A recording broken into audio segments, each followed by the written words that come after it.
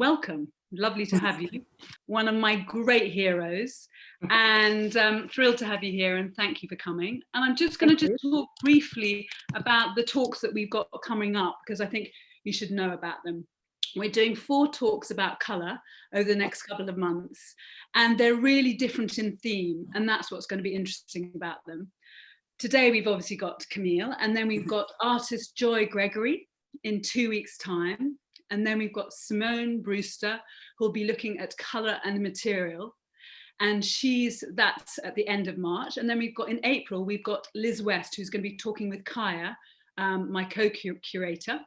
And she's going to be talking about a very exciting project that's happening very soon on Greenwich Peninsula. So look out for that. And I think that we've got a very good system where India puts all this information into the chat for you, so I'm hoping that you've got that information.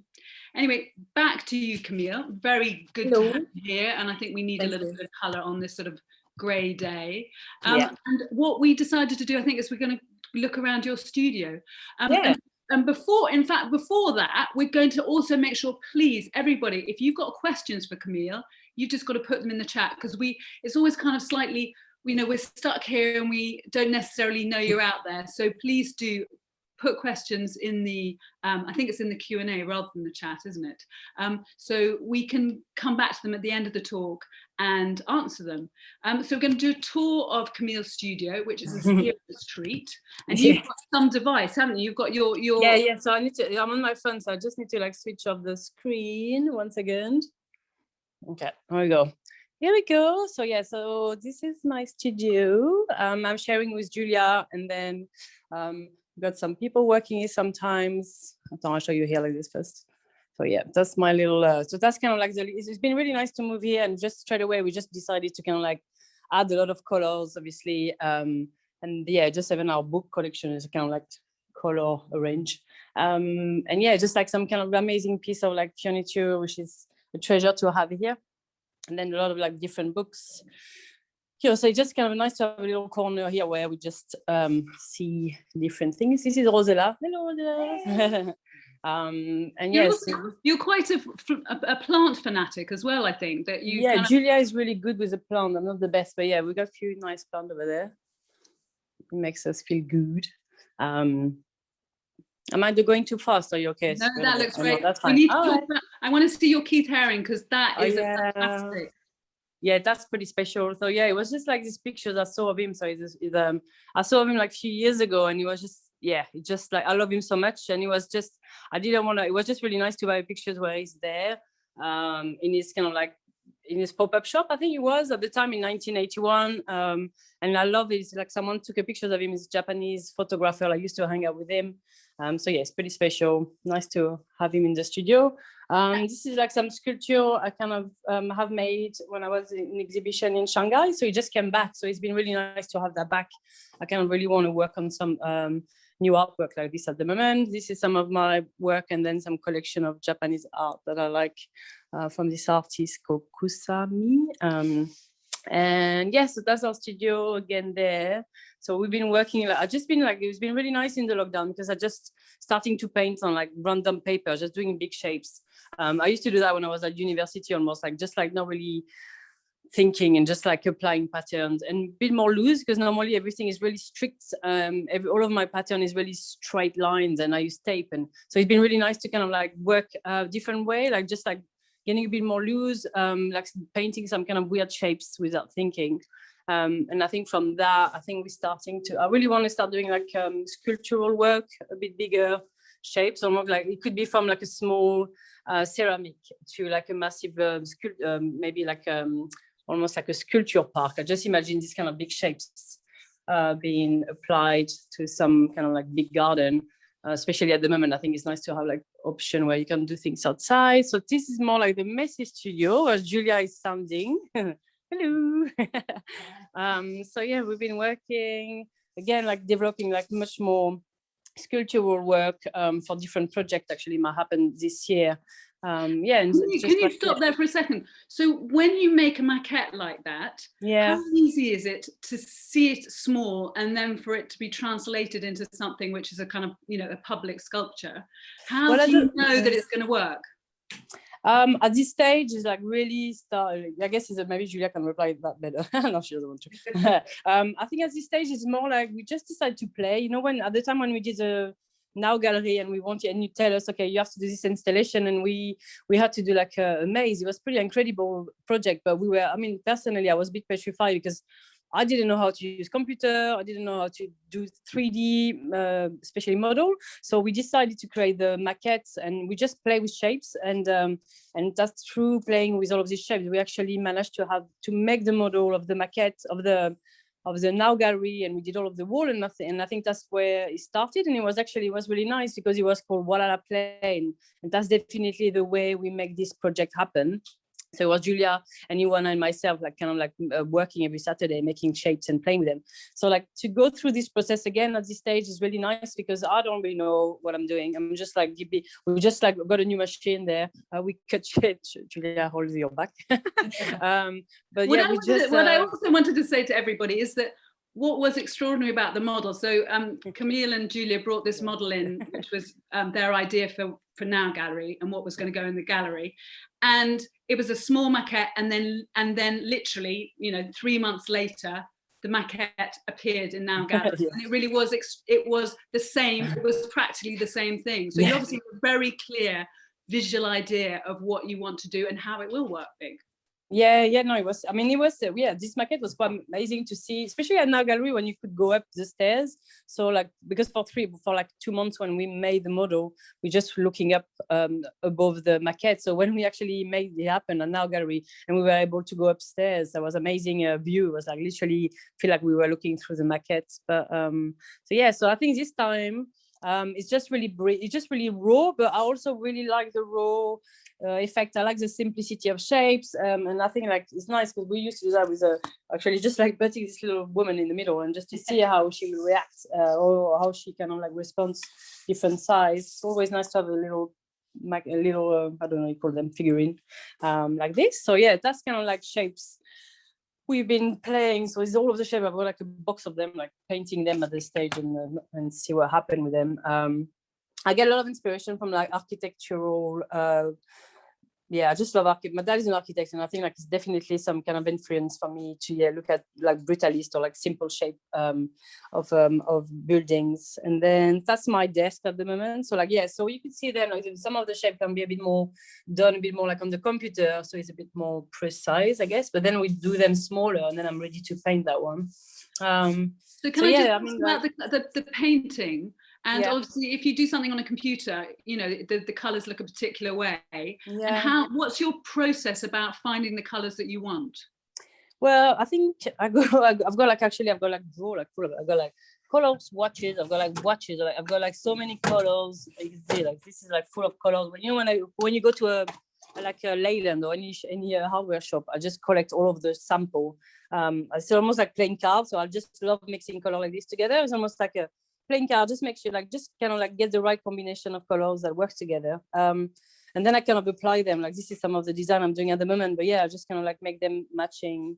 It's kind of like more instinctive, I guess. It's like I don't really think too much. I just, when you just find the right color combination, I think that's how it works for me. I think I play like at the moment like the same, like I'm doing a lot of like collage, which is quite different than what I normally do, but it's just been like playing with new shapes, kind of influenced by architecture again, and just and mixing color together. So I mean, it's like things I might not especially use always. I don't really know what's going to happen with that at this stage. But during this lockdown, I think that's what I've been doing mostly, like just playing around, just not thinking too much about project, but having the time to kind of like, work with different media, material, painting some kind of really abstract, I don't know what's going on there, but that's kind of like, feels good. And then this is like a little painting mess. Going back to the little place there. Should I put back the big computer? Do you want to have a studio visit? Yeah, I think that was fantastic. I mean, really good to see. I mean, really good to see a bit of your process, and those draws of swatches of colour are just totally heavenly. I mean, I think we all want to come in and have an experiment. I think it is really interesting, how do you put colour together? And I think you do that so well. But then, you know, it also, it just seems that black and white is equally important, that although we're talking about colour, that yeah, black and white plays such a kind of crucial role in your work as well. Yeah, definitely. I think, yeah, I just find like the combination of color and black and white always is like, I don't know, it makes the color pop definitely more. Like it's like this influence, this, like a few years ago, it was one of these really strong influence. So like this discovery of this tribe in Africa called Mbele. I don't know if you know, but they like women like paint their house. Oh, sorry, that's my mom calling. So Salut. Hello. Yeah. So yeah, I've just been yeah, really influenced by like this kind of like really strong geometry, graphic, but like they use like amazing color, but because everything is like surrounded. I mean, like how you say, like with black stroke almost. The colors are like just pop so much more. And I remember like when we do painting like on murals and things like that, like every time I put all of the color next to each other, sometimes I just find them clashing a little bit, or I don't especially like them. But by bringing this black line in the middle, it just, I don't know, it's just something really satisfying about it. I'm a bit of like black line nerd. Well, somehow it makes the colours pop in a way that they wouldn't ordinarily. And I think that, you know, with Walala Play, the circles of black, you know, they made the yellow do something that it wouldn't have otherwise done if it was just plain yellow, but somehow, yeah, it made it more intense. Now, what I'm going to do, which is my least favourite thing to do in the whole world, but I'm going to try and do it, is I'm going to share my screen, and we'll have less of Camille's face, sadly, and a little bit more of some images. And I've got some questions for Camille, but I would also love everybody else, if you've got some questions for us, that would be really great. We're always interested in your opinion. So this one, I hope you'll talk a little bit about, but what I was also interested in the fact that you grew up in Provence, somewhere where I spent a lot of time, and the light is kind of extraordinary. And I wondered if that had influenced you at all. And I also was fascinated by this kind of violet that you quite often have in your, I don't know if it's new, but it's new to this piece anyway, but it's this very kind of, for me, it's the violet that you get in the evenings in Provence on shutters. And I don't know, maybe I've completely misconstrued that, but yeah, I'd love you to talk a little bit more about this project, which is so fantastic because it's a kind of community project, and also about, does Provence influence your color decisions? I don't know, maybe not. I'm not. I guess I just don't really probably realize. I think growing up in South of France, I think it's definitely a lot of colors around, and just even the blue sky is pretty amazing there. And I think all of the colors pop more, I guess, when it's under the sun. Yeah, where I'm from is a lot of lavender, so it's almost this kind of like lilac lavender that I use. But I guess the colors that I use are always, I mean, this project was pretty amazing because so that was the first time. It was more like a community-based charity. So like I was contacted by people living from Leighton, and they really wanted to kind of embellish this part of Leighton, because during the Olympics, I think some part of Leighton was really like redone and it looks much nicer, and this kind of street was like left behind. So they were kind of a bit upset about it, and just not really proud of where they're from, or with this part of Leighton. So they contacted me and they said, "Oh, we want you to do something in this street. We don't know if it's going to be possible, because we actually have to convince all of the landlords, all of the different shops owners to see if they're going to accept your design." So wow, good luck to that. I was kind of a bit nervous, and actually they managed. Like, it probably took like a few months, but so yeah, they just wanted to bring a bit of joy and colors in this part of the street. So in my head straight away, because all of the buildings are really different, and usually what I love when I've got a brief or when I've got someone coming to me is that I love the complexity of the structure. I think I got inspired mostly by the architecture. So I don't like when someone gives me a flat piece of paper or canvas. I just find that almost quite overwhelming. I don't know how to start, but when I see this corner of the street with all of these different windows, it's no continuity at all with these buildings. Like, all windows are different. The texture behind the wall were all different. So I just wanted to kind of create something which all belong together. And this is kind of a signature print or design that I always do. But I just was really excited to actually apply it on that corner of Leighton, of the street. And what I did is, like, I had to give them, because I was a bit nervous as well. Like, I just knew it's going to be quite intense, and I just wanted obviously everyone to be happy. But so what I did is, like, I gave 2 options of colors. So it was like this kind of like a color palette, which was quite pop and almost something I do often. And then I went and I give them another option, which was much more earthy, which I normally don't do much, but I kind of like that direction as well now these days. But so I was trying to apply another color palette, thinking maybe they don't want something really intense. But yeah, they all came back and they just wanted this color palette. The only thing, like some landlords, they didn't like red, for example. So I just wanted to make sure opposite to their window, there was no red, or, you know, like some people didn't like black and white. So I just kind of hard work. Yeah. I mean, it was not many requests, but it was also fair enough. They gonna be in front of this wall all of their probably for a while. So I just wanted to make sure like they were obviously happy. So that was not actually a massive request, but yeah. So we changed I changed a little bit of the color depending on people's taste. And I think what's amazing about your work is that it's sort of the difference in scale. So, you know, you do massive murals, and then we come to these, which I think are quite recent, aren't they? These sculptures. Yeah, I think they're like almost 2 years, a year and a half, 2 years. But I think it was definitely something I want to push further. And it's great to work on 3D, which I'm not really familiar with. But I just really love it, and it's really, I just saw some playfulness as well. I just wanted to create something which is a bit like not childlike, but it's still kind of like a bit of innocence. So I remember when I started doing my patterns, they were like they're quite simple.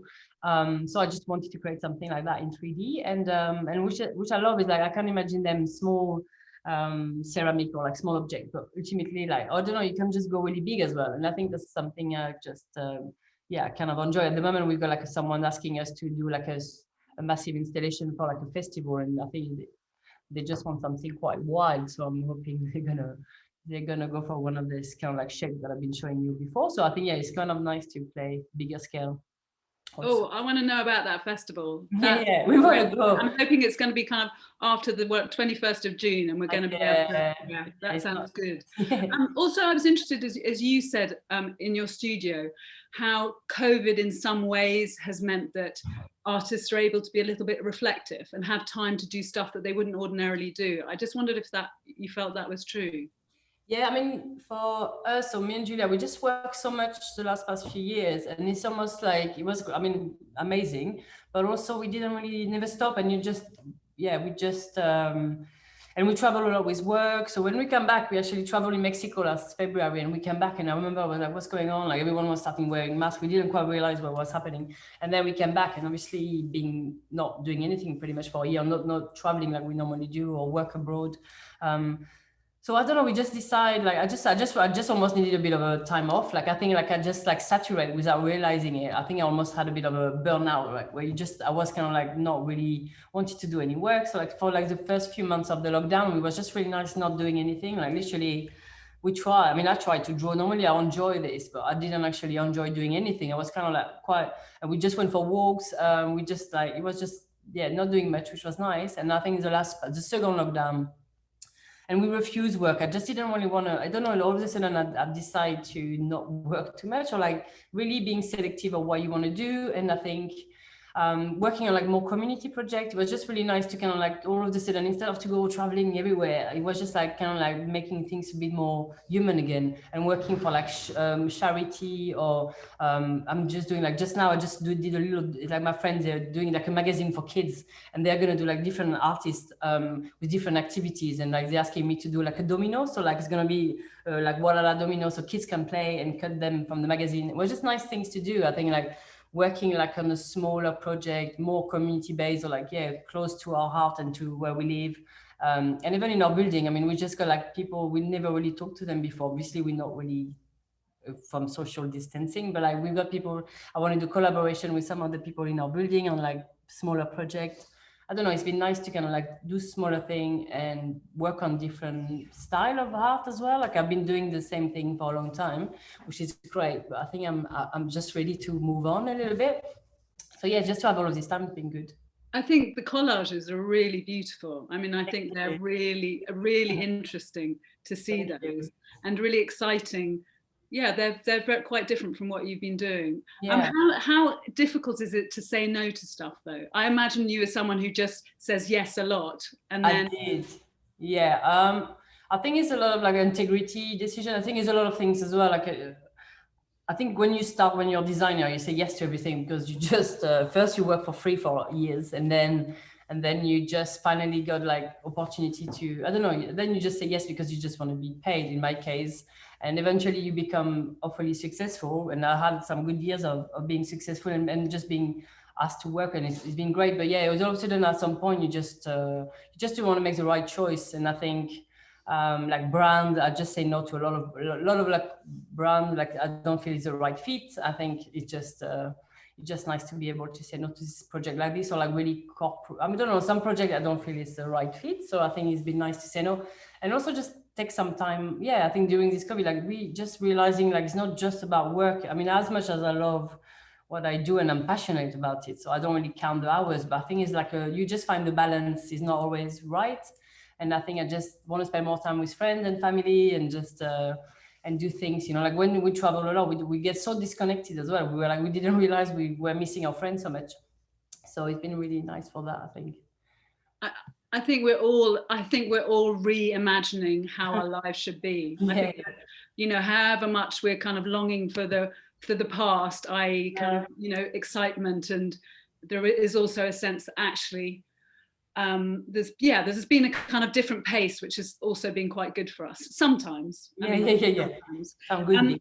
This was really, I think you've kind of talked about it, but I suppose everybody would like to know how you started, Camille, because you've kind of had such a, you know, you started, maybe it wasn't so easy, but you've really now got such a sort of clear aesthetic. And I just wondered how you found that aesthetic, and how you ended up where you are now. I mean, obviously we haven't got very long, but if you could talk a little bit about that, because I think it's inspirational. Yeah, so I didn't do anything creative. I mean, I don't know where I'm going to go for starting, but yeah, when I came to London, I was 23. Didn't do anything creative pretty much when I was younger. I was quite shy and introvert. Came to London. I worked in a restaurant for years. My ideal job, I wanted to work for Pret-a-Manger. I thought that was the job I wanted to get. And then I failed, and I was like, oh, what am I going to do? And then I wanted to work for, I can't remember, like for the Eurostar. I don't know. That was kind of like the things I wanted to do, because I just didn't really speak English. Anyway, coming in London was just an amazing transformation. I come to Camden Town, and I was like, what the hell is going on? Like everyone is like wearing crazy clothes. It's like this kind of eccentricity in London, which I never saw, especially in my village where like 300 people. And I think it's just kind of starting to make me, I don't know, open up on creativity myself. So I kind of like did a lot of class in London, like starting like doing painting or drawing or cooking. I try everything. And then eventually and my dad, everyone said, oh, you know, I start something and I never finish anything. So that was kind of like the pattern that I've done for many years. And so finally I was like, okay, I'm actually quite like textile design. I like pattern, I like colors. So that's what I studied in university, Brighton University. And I finished much later than everyone else. I was 10 years older than all of the students there. I finished when I was 32. And even then I was like, I can't really work as a textile designer because I don't know how to draw flowers. I don't know what, you know, I can't do a brief. I just knew how to design like a square, round, and triangles. That was it. So you can't really work as a textile designer. So I kind of like carry on working in a deli and selling cheese, which was really nice also. And then on the side, try to do my own little brand, I guess, I was selling my cushion on Bordeaux Market, which was really hard. Didn't really do it very well at the time. And then, I don't know, just all the opportunity I got in London to do like a free wall somewhere, or like decorating my friend's cafe. I was just taking on all of the project I could. And it took a while. I mean, I remember when I finished uni and people say, oh, it's going to take 4 years. I was like, what? 4 years? They were like, this is too long. And it actually took me like 10 years to get. Actually, it took a long time. But also when I do talk sometime at university, I say, you know what, like the struggle is good, because if you got straight away everything you want, I don't think you won't enjoy it as much as when you've been like, you know, like persevere. If you persevere and you carry on, and it's nothing, I didn't know what else to do. That's a problem. I didn't know what else to do as a job. But carry on, and eventually getting there, it did feel really good. So, yeah. Well, I mean, I think, you know, it's perseverance as well. I think you learn sort of strategies of how to deal with rejection, you know, and then you can go forward with a sort of sense of belief, I think, which is brilliant. Mm-hmm. Do you want to talk a little bit about Lego Walala, and then we're going to just have a look at the piece that you did for Now Gallery? Yeah. So yeah, Lego. I mean, when I was saying normally I don't say yes to brand, or I don't really know what's matching. But when I got contacted last year, I think last year by Lego, it was like, wow, that was like an amazing dream come true kind of like collaboration. And they were amazing people to work with. So the idea was like they were launching this new product of the dots. So it's like little kind of like flat pattern you can just add on the tile, on the flat tile. And they say, oh, we just wanted you to kind of like launch the product with us. What would you like to do? We could just cover the Barbican, or they were like giving us all of these crazy ideas. And I can't remember how we had a few chats, but we were like, well, why don't we do a house, and each house will actually be different atmosphere. And they were like, yeah, great, just do whatever you want. I mean, they were amazing. They were like, you can do whatever you want, which was like, but we didn't have much time. But we came, and we just had a team of, I think it was 5 of us. We only had 2 months. It was just crazy. It was like, we didn't stop. And we just created this kind of like 5 different rooms, and it was so many different. Normally, I don't know, for me, like Lego was like primary colors. I didn't know they had 12, maybe I don't got that quite right, but 17 or 20 color different. So I just wanted to make sure each kind of room had a different vibes, and I just select a different color palette for each room, and to try not to do over the top. I mean, the first room was quite intense, but then some of the room were more pastel-y. The bathroom were all black and white. I don't know. It was an amazing project to work with, and I think the effect, it did. I think it worked really well. So. I'm curious. Do you? I always like the idea of having a kind of a building that you walked into a yellow space and you felt what yellow is like, or you walked into a violet space and you felt what it was like, or red. Do you feel that when you design like the space there, was that meant to have a particular effect on people, or are you just doing it and seeing what happens? I guess you kind of know. I mean, some of the like pastel, the room, like it was like a really, normally I don't do pastel so much. I mix them with some other primary, but like deliberately, I don't know how you say that word. I intentionally just put only kind of pastel color in the kids' bedroom. So it was kind of like, calm, and the bathroom was all black and white, was quite like intense. And then, and then I don't know, like I guess it makes some kind of different effect on people. But this one obviously was like really intense color pretty much everywhere except the kids' bedroom. But I don't know if you've ever been to have you been to Olafur, the sun in the Tate Britain? You went there when they did that years ago. Yeah. I mean, how amazing was that? It was unbelievable, this installation. Yeah, no, and absolutely, but it glowed and it made you feel a particular way. I mean, I think, color is definitely powerful. I can't remember, there was a red pavilion at the Serpentine, which I should know who it was by, but you went into it and you kind of, it made you hot, even though it wasn't hot. Still, it really kind of burnt you. So, color is very powerful for sure. And I think, blue does different things, but I think for me, blue was like, I don't know if you've been to, was it like the Jardin Majorel? So like I don't know if people have been there, but it's pretty amazing. Like in Marrakesh, you got this house kind of was for Yves Saint Laurent, like, and it's like and it's called Jardin de Majorel, and they got this special blue, Majorel blue, and it's kind of almost Yves Klein blue, but a little bit. No, maybe not so dark.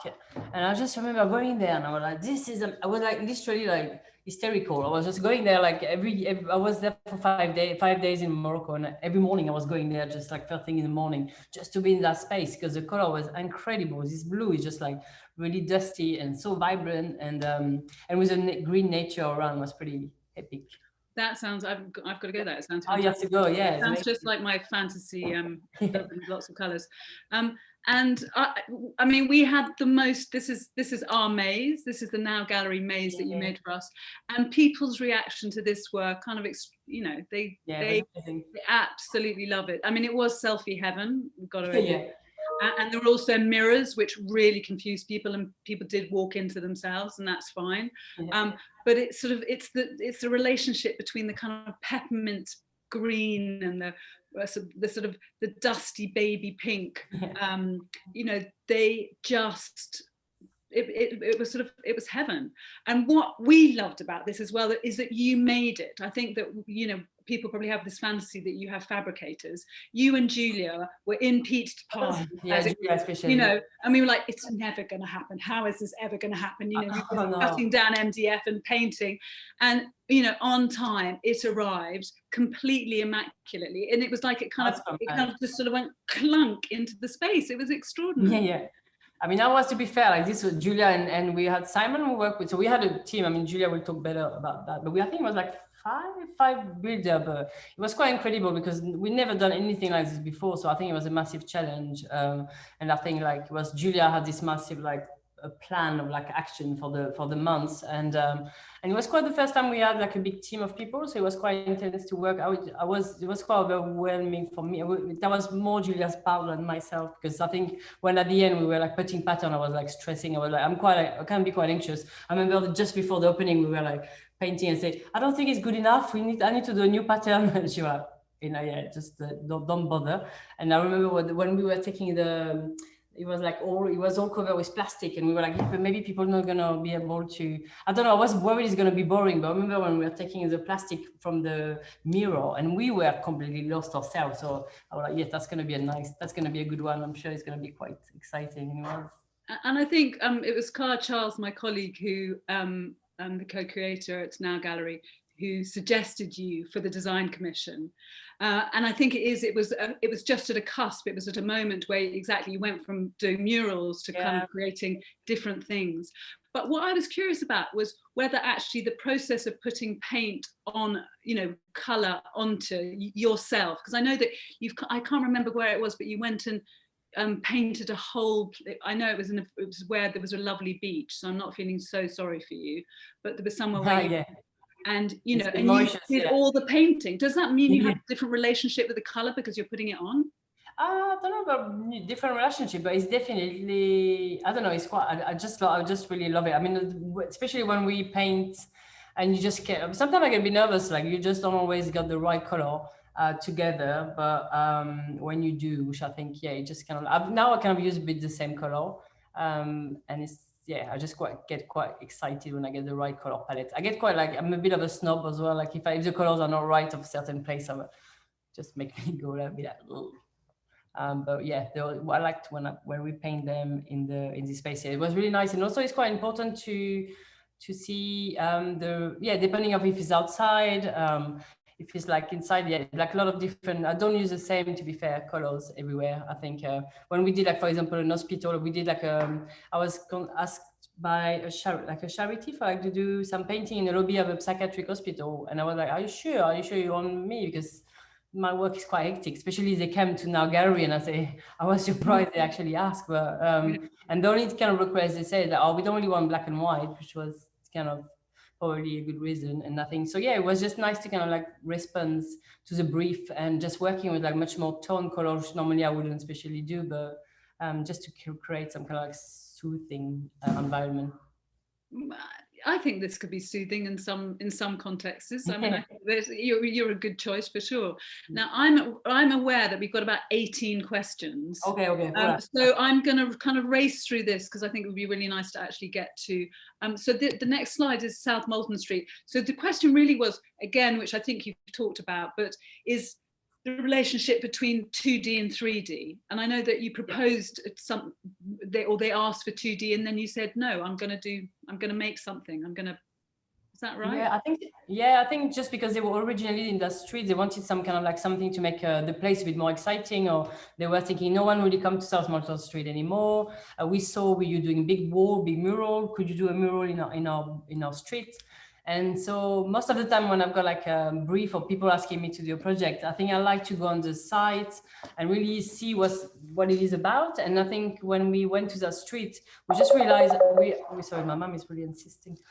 We just really realized like it was it was a pedestrian street, but there was nowhere to sit. And I think it was like, and I always kind of wanted to start making more like 3D pieces.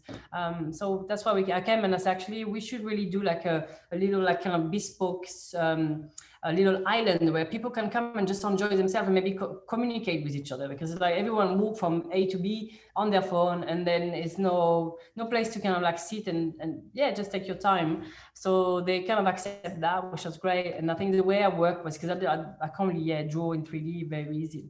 Now I'm learning a bit, but so yeah, I do a lot of like collage. So like the way I kind of work is like flat, and Julia was like, yeah, just do that for 3 days, do your collage, which was a really nice way to actually make them. So I kind of like think flat, and then working with an architect in the studio, and we kind of work on that and making like 3D. And yes. So I think that brings actually to the next question, which is, what do you prefer to do? Have a project which you do from scratch, or make something into something else? So, I mean, do you enjoy collaborating with architects? Is that something that you're interested in doing? Yeah, I mean, I haven't done that much yet, which is yeah, I mean, I love the idea of like working with architect. I think to work from the beginning of a project would be pretty amazing. And I think we're just starting to do that now, but most of my projects always been to embellish a place and just to kind of bring some kind of like, movement or colors. And I think this was a good, again, it was like this kind of like tunnel is like 80 meters long, and it's like, what do you do with that? And I usually love the before and after pictures, because it was like, it's kind of like gray and white. And I just wanted to create some kind of like boom, like very insisting on the perspective, like make it like even more accentuate the perspective. So like I guess my pattern, again, like I said that before, but comes from the side. And I think that with this design, it was almost, I mean, with this style, I wanted to transform it and make something quite a bit spectacular, I guess. It's about, I mean, I think it's about love, and I think it's about joy. And I think this one, I mean, if you look at people's reactions to it and the amazing selfies and photographs that people have, check it on Instagram. It's just wonderful the way people react. And I think it's the same. This is my local Walala, and it makes you hop, skip, and jump across the street. It makes you feel different. And I think that whole thing about, how does color affect the public realm makes people happy. Yeah, no, definitely. I mean, I definitely agree. It's been like nice to, especially in London, I think like it's been really nice the last few months to kind of like bring a little bit of like color. And you could see like the first one we did the first one I did, Zebra Crossing, was behind Tate Modern. I can't remember the name, was Southwark, I think. And they were not supposed to keep it. It was only for design week. They were supposed to keep it for months. And that's the first color Zebra Crossing they did. And it's still there now, because it was actually, they realized like people were actually crossing the street much more on the zebra crossing when it was like a colorful one than just like a simple black and white one. So yeah. I think if you did films of people crossing your zebra crossings, there would just be sort of general happiness and hilarity, how to get to work happily. Yeah. Now I'm going to hand over. I'm hoping that Magda is going to appear magically. And has been checking out the questions, because I think there are a few, aren't there, Magda? Or am I? Yeah, we've got quite a few. So Magda's going to cherry pick some questions to ask Camille. Okay. So the first one is from Cara, and the question is, what are your first memories of colour? Do you have a specific time when you discovered how exciting colours could be? And thank you for sharing your studio as well. Thank you. I think when I was really, I don't know, like my parents, they had friends living in Morocco, and I think I was like, that was my first trip abroad, and I think I was like 6 or 7. And I remember arriving in Marrakesh at the time, and it was just unbelievable. Like all of the like really earthy, all of the house were like all like terracotta, brown, different reddish colors. And it was just, I never seen anything like this before. Like it was literally like all of the house, especially in the mountains. So like they all kind of use the earth, which is like really strong terracotta, to build their house. Yeah, that was kind of my first memory, I think. Amazing. The next one is from Kate. And the question is, are there specific artists who have influenced your work or style? Definitely. I think, like I was mentioning a bit before, like this African tribe called Mbele. They are like women painting a house in South Africa, and it's really amazing. It's like really strong, warm color they use, and just when I saw that, it was just amazing to think like you actually can paint your house and it's like create something so special and so strong visually. So I think that's definitely like a strong influence. But I've got like actually I've got this woman which I love. I mean, I'll show you, but it's like she's I love all of the Russian art. I don't know. So she's called Popova, and she's like from 1920, and it's quite amazing. It's like I love like strong women. They do prints like 100 years ago, and it's like so incredible, like to see, like really so modern. So that's one of the influences. Fantastic. Yeah, I don't know. I love so like especially 100 years old. I'm just trying to show you some of the one, but yeah, just like she creates stuff like that. Like I mean, this is kind of like 100 years old. Amazing. Yeah. Amazing. So yeah, she's Popova, you should check it out. It's pretty amazing. And I just like also Sonia Delaunay. I don't know if you know, I think she's Russian as well, but she lived in France again, pretty much the same time or a bit older. But I loved her because she was almost the first kind of woman like did like Art Deco. So she was kind of like an artist painting, but she's starting to apply all of her art on like an object. And so she was actually making it more accessible, like using like doing art on textile, on an object. So yeah, I think that's kind of, I don't want to say it wrong, but I think that's when the Art Deco name came from. Great, thank you. The next one is from Sarah. The question is, you've covered buildings in Shoreditch. What would be your ideal big scale project for the future? I don't know. I always wanted to kind of like paint like old council. Usually the uglier the better. I just think like it's a lot of like really pretty I don't know, pretty depressing council flat area where it's all grey, and I just think like, you know, this big tower block, I think it'd be really nice to kind of like bring a bit of color, maybe not full on, but I think it'd be nice to kind of like bring color to this kind of like neighborhood. Trellick Tower. Yeah. Yeah, I don't know, this might be a bit it's a bit too good, that one, but yeah, some other one. Then we've got another one from Nadina. Salut Camille, do you have a dream project or someone you'd love to collaborate with? Actually, yeah, normally I do it, but I don't know, I can't really think of any, but I don't know, at the moment, like I really want to do things, I don't know, I really want to do like more like charity projects, like I think, I don't know, like you've got this chef Massimo Bottura, I don't know if you know him. He created all of this soup kitchen, and he kind of like he just created this place he started in Milan. He's like the #1 chef in the world. He's got like he's got like amazing Michelin star. And what he did is like he created a place where homeless can come and eat food, and he created this amazing place. Where she's like visually pleasant as well, and so he collaborates with a lot of artists, and he started in Milan, and I think he created them around the world now. And I kind of I'm tempted. I've been talking a lot with my friends. I want to maybe send him like a little design or this pattern or something. I just want to send him letters and just ask if we could be doing something like this in London. I think that'd be really nice.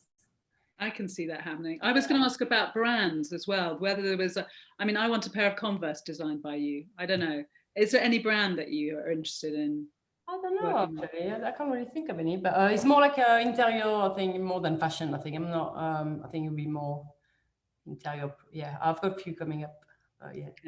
We'll watch that space. Yeah. There's a couple of people also asking about, I guess, practical advice for creating public art or murals or working in disused spaces and buildings. I mean, it depends what they want to know, but I think, I don't know, like personally, when I started, it was like almost asking people around if I could paint their wall, or, I started a bit illegally when I was younger, like doing like pest up in the street. And then I just starting to ask people around if I could, paint their wall, I think. And eventually you start to be noticed, and I think people actually ask for you to do it. But yeah, I've been quite lucky, like, for a few years it was like, just asking around really, and then eventually people ask you. I love there's a story, well, it's a truth, that you, one of the first big murals you did, you wrote your name, and it was like, it was a statement. I mean, I know you don't maybe say that it's a feminist statement, but it was definitely, I'm going to have my name out there. Yeah, do you know what it was? It was more like, before that, I never put my name anywhere, and actually men got tendency to put them much more in the street art world, but it's more because I wasn't, so that was on the big building in Old Street, and I think I was at this stage, I was still not getting paid, not getting any kind of recognition too much, but I just knew, so these buildings, they had money to have it painted, but they couldn't really afford to pay me or my team. So like the thing I was asking is, how can we actually, can we have like Prosecco every night for everyone? So like all of the people were like, every night were like drinking Prosecco in the summer, which was great. And then we had lunch, but then they told me like, originally the reason why I almost didn't do this job is because they were approached by advertising company and to have advertising on their wall, and the company was ready to pay £10,000 a month for advertising on their wall. So in my head, I was like, okay, hold on a minute, I'm gonna do that. I don't know how long the wall is gonna last, because eventually they're gonna have this advertising, but because it's worth £10,000 advertising, I want my name massive and I want it very clear. So it's £10,000 worth advertising, even if it's for 1 month. And I didn't know how to paint my name myself. So I remember one of the volunteers was actually a signwriter. I say, can you do my name very clear and like a good big eye view? And I got like job from, I don't know, at the time I had like people like from Armani, which is like quite random. Giorgio Armani, like the companies, they say, oh, we contact you, we saw your work in London, and say, how did you see my work? Say, oh, we're in the taxi, and like the taxi was like stuck in the traffic, and you're like, Camille Walala, massive on the wall. Like, yes, that was worth the advertising. That's why mostly I did that time. You've also, I don't know whether you can say, but why, I know the wonderful story where you're not called, your surname isn't Walala. Yeah, no, it's not. You have to, it's such a great. So yeah, so like my name is actually Vic Dupont, which is like really French and a bit like boring, but not boring, but my dad would be really annoyed if he hear me. But it was like years ago when I worked in London. So it was just the beginning of like email and stuff. And my boyfriend, I was working in a restaurant waitress, and I came back from work really tired. And at the time, my boyfriend, he was like, oh, I create your Hotmail address. And I'm like, okay. And then he said, oh, it's Camille Walala. I say, what? I said, Camille, it's not my name. He said, yeah, because the first time I saw you, I'm like, Walala. So I love that. That's so great. But yeah, no, yeah, I've got some people like sending me messages, say, oh yeah, we're from the same family, but you know, from Africa, but no. It's great. Sorry, Magda, I really interrupted. Oh no, that was a great story. I've got another question here that says, how do you strike a balance between color and shapes without becoming too busy? Oh, I don't know. I don't know if I'm. I don't actually know. I think like I just stop when I think it's good, I guess. But I think it takes a long time. Sometimes you just. I mean, I don't know. I can't really say less is more because it probably doesn't really goes with my work. But I don't know. It just takes. I used to be like really busy. I just find now more and more like with practice and like doing a lot of like pattern and composition. I think I just find it right. I think I just follow my instinct, I guess. I think that's, but it took me a long time. I remember at the beginning I was doing work and we were like, it was just clashing, or it was too busy, or like, and it's almost you have to decide when to stop. And I think, and I feel like now hopefully I've got it kind of right for my own taste anyway. Great. And then another one from Emily. You said earlier on your use of architecture for part of your inspiration in the designing process. I was wondering, do you carry a sketchbook and draw live on site to create an idea for your work? Yeah, not really actually. I'm quite really shy with my drawings. My dad is an architect. I remember he always used to draw and almost get like a I don't know, imposter syndrome. I don't really draw so much, and I just like, it's on my to-do, on the New Year resolution, like to draw more, because I don't draw enough. So I don't really, I've got Sketchbook and I do a lot of like collage and I do a lot of things, but not really drawing. I'm not the best at sketching, but I'm kind of like. Let's hope if there's a lockdown 4, you can do drawing, but let's hope. Yeah. I've been saying that, but slowly but surely. But yeah, I guess you find your own way of expressing yourself and to be creative. And I think for me, like just doing collage, it's a really nice way. And I take a lot of pictures. So if I go around and I go like influence or like inspiration, it's usually taking a lot of pictures of like color combination that I like, or little details of architecture, shapes or texture on the wall. And I think that's kind of like my visual diary, which I use afterwards.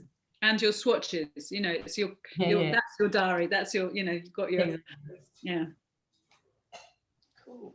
And then another one from Fen. I admire your work greatly. Is there anything you'd tell your younger self during your university experience or postgrad in terms of advice or tips that you've learned? Draw more, maybe, like carry on with just push your drawing skills. I don't know, don't be too hard with yourself. Like, I think it's just really hard when you are creative, that you go up and down. And I think I struggled so much with insecurity for a long time, and even now it's not always easy, but I think it's just you just have to push it. I think like by doing a lot of work, I think that's eventually when you do something you love. But it takes, it's just, I don't know, I think sometimes your taste is better than what you can do. And I think I felt like my taste was good, but what I could do was not good enough. And I think it was like really frustrating to see my work. And sometimes I just wanted to give up. And eventually by doing a lot of drawing, painting, and I remember my friends say, "Oh, that's nice what you're doing." I'm like, no, I didn't like it myself. It took me a long time to kind of like what I'm doing. And now, for example, I'm kind of a bit not lost, but I'm changing direction, and it's a bit scary. And it's like, it's kind of like, I think like when you're creative, it's always a roller coaster. It's never going to be up or I think it's like, you just have to accept it's going to be a lot of like high and low. And yeah, I think that's kind of the beauty at the same time of it. But yeah, it's kind of, when you're in the low bit, it's not the best, but just have to. It's that kind of terrifying thing. If you're doing really well, with a particular color, with a particular style, it's like to change it. You don't know what people's reactions are going to be like. I mean, that's what I'm. Yeah, that's why I think that's where I'm at the moment, because I'm like, I don't know. Like, I just want to, as you know, some people do the same thing over and over, and I don't think I'm this person. And I just sometimes I'm laughing. Oh, maybe I'm going to start doing watercolor, flowers, and I don't know. Probably not there yet, but it's just quite weird to kind of want it to do some different. I think it's just exploring. I think it's nice to always be curious and just pushing yourself, whatever feels right, I guess. But yeah.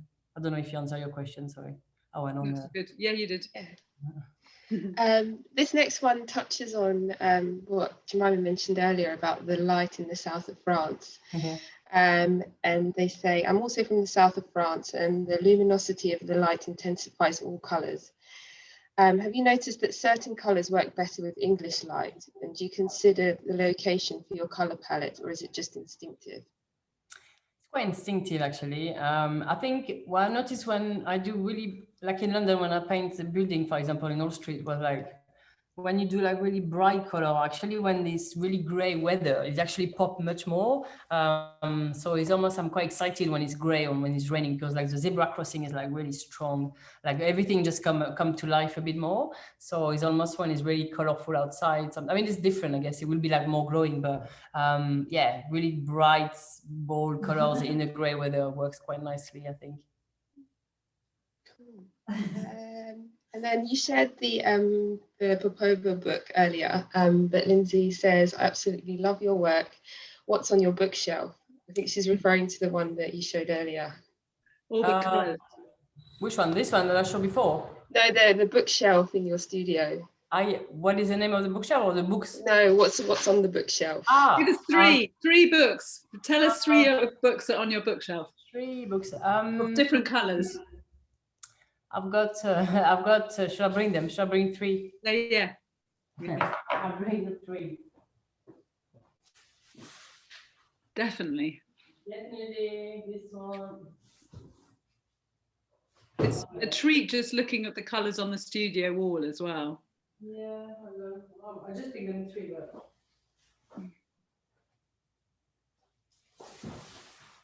I think to be just surrounded by your own designs is... I think my first choice is this one. Oh, yes. Didn't he do Miffy? He did Miffy, didn't he? Huh? He did Miffy. Oh, yeah, it's the best. Oh, yeah, it's so good. I think that's why I love probably Black Line, and I think it's just like his drawing is just the best. Like, I mean, just this little guy, like so cute. And I think, I didn't realize, but I was obsessed when I was little, and I was like, oh, it kind of makes sense. I kind of like the simplicity of the drawing. So yes, that's number 1. Then Julia offered me that for my birthday, which is a pretty special book. That's kind of edited, I think, by Kisaring in the 1981. So it was just at the beginning of his work when he was drawing, in the tube. And you got some pictures. I love it. You got like some like kind of like proper like style. It's so nice. If you saw that. Fantastic. Yeah. Magda and I went to Ankara and went to the exhibition in Liverpool. Yeah, I did. It was so good. It was so good. So I think good. we could have stayed there longer. Yeah. Did you go, Magda? Yeah, it was amazing. It was amazing. I know. I love the nightclub when it was like all. Yeah. The music was really good. We actually got the music. Oh, it's amazing, and it's nice to see all of his video, him talking. I mean, yeah, you just like I cried at the end. It was quite emotional actually at the end when you get to the end. Yeah, about the AIDS crisis. Yeah, it was really terrifying. Nice. The exhibition was so good. And this is my last book. So it's like an architect from Mexico. And I just love it. It just like it's really like bold. I don't know if that's the best book, but yeah, I don't know. I just love it. I mean, it's kind of like Barragan, but he's a bit young, a bit old. It's kind of like, oh, I don't know. I like the strong shapes in architecture, quite simple. Because you had the most fantastic time in Mexico, didn't you? I mean, yeah. Louise, that was a place that really. Yeah, it's amazing. Yeah, it just like tick all of the. How you say? Tick all of the boxes. Tick all of the boxes. Yeah. Food was amazing. Colors everywhere. It's just like all of the Mexico City is incredible. All of the buildings are really different. Like you just feel like I don't know, like like in France or here, like all of the buildings are quite similar. Like you have to follow probably certain rules. Or but in Mexico, like people just go wild. So all of the details of the architecture are just completely bonkers. And then all of the colors next to each other are like making the best, most beautiful color palette. That was amazing. And like you can really go to nature, which is like jungle. We went, I don't know. I just want to go back really. Actually, when you feel like at home, and like Mexico was like feeling like at home there. And food. Oh, amazing. All of the tacos, delicious. Ceviche. I mean, I don't know. I'm not vegetarian, but that was pretty nice. Yes. That's good. And I think we're all kind of vicariously. I did have a Louis Barragan photograph to show everybody, but I couldn't show it because we're not yet near enough to getting there yet. But we will go. And you will. Definitely. Magda, do you have any other questions? I think we've got about 2 minutes. Have you got 2 minutes? 3 minutes. Yeah, okay. We've got time for one more then. This one is, thanks for showing us your studio. Your works are fascinating. I recently read an article about your concerns about your work becoming an Instagram hotspot. How as an artist do you think this can be managed, and how do you feel about social media? I think that's the thing. Like I recently been saying no to project because do you remember when we did the Now Gallery, when we did the maze? I didn't actually, that was pretty much the beginning of this Instagrammable thing. Like I'd never heard about it before. And I remember doing this installation where it was mirror and all of a sudden, like everyone says so Instagrammable. And I was like, okay, I mean, I didn't quite understand what it was like, but I think it was pretty much that, the beginning of that. And I think people kind of use that as bringing people to their place. So I've got people contacting me now, like, company, or you just know what they want. It's not, I just feel a bit used almost, like I don't like it. I'm saying no to that because I'm like, I want you to take me because you like my work, not because it's going to bring you more people in your place. So I think just finding the right balance. But it's a shame because ultimately, originally when Instagram came along, like what, I don't know, maybe 7 years ago, it was just at the beginning, and I loved it. It was like, I love taking photos. It was like really beautiful. I don't know, you curate your page. I don't know. I just love taking pictures of like random things, things I saw in the street. It was my visual diary. And then by becoming bigger, I guess, and more people follow me, I just feel a bit conscious. And now I just feel, okay, everything you post, I guess, to be a certain way. And I don't really take so many pictures anymore, which I find that really a shame. So at the moment, I'm kind of almost not going on Instagram so much because I don't feel like I want to share. Like, I don't want to share my breakfast. I don't want to share my... It's not really work. I don't know. I think it will come back, but I just find the use of social media has just changed. It's just a shame because I think it was really nice to see really nice pictures more than selling things. But anyway, it was also an amazing way to be, when you are creative, it's a nice way to be noticed, which I can't really deny that. It was like, I didn't have an agent, and it's just nice to know people contacted you and say, oh, I saw your work on Instagram. Could you do my wall in a blah, blah, blah. So I don't know. I think it's pluses and minuses, and I think that your work still stands out as something which is extraordinary, that you don't have to interact with it, so you can just enjoy it. So I think that social media, we'd have to take the good with the bad for sure. And Magda, is there one more question, or are we?